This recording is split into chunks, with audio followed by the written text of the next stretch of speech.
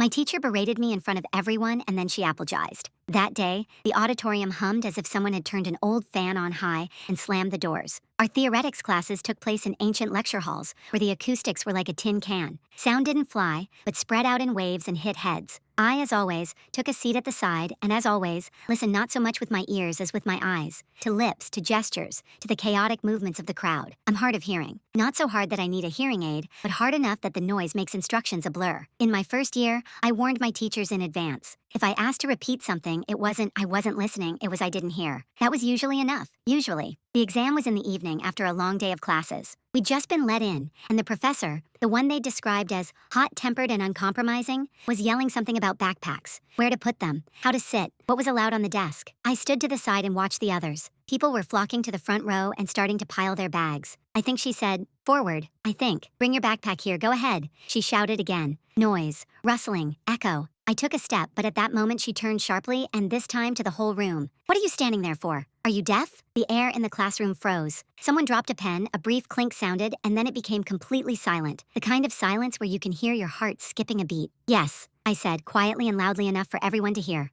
"I warned you about this at the beginning of the year." She paled, then flushed red. She shrugged. She glanced at her assistant, who covered her mouth with her hand, either hiding a giggle or surprise, and winked briefly at me. Behind me, my best friend bit his finger to keep from laughing, nervously at the absurdity of the moment.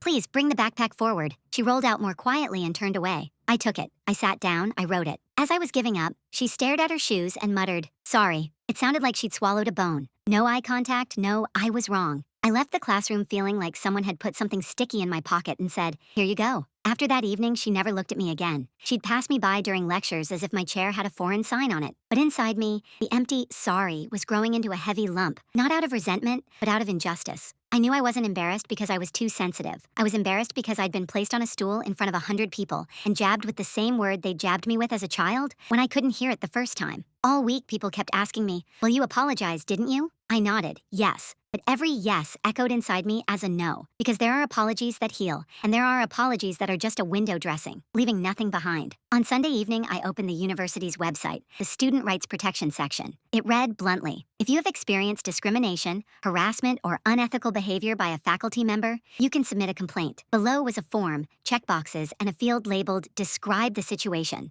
I stared at the cursor for a long time, blinking like a ready-made, "So will you make up your mind?" "I've decided," she wrote calmly and in detail. She included the date, the audience, the subject, the exam format, and her exact response. She noted that she had notified her professors of her condition in advance. She wrote that an apology had been made, but not a public one, and that it hadn't compensated for the public humiliation. She added,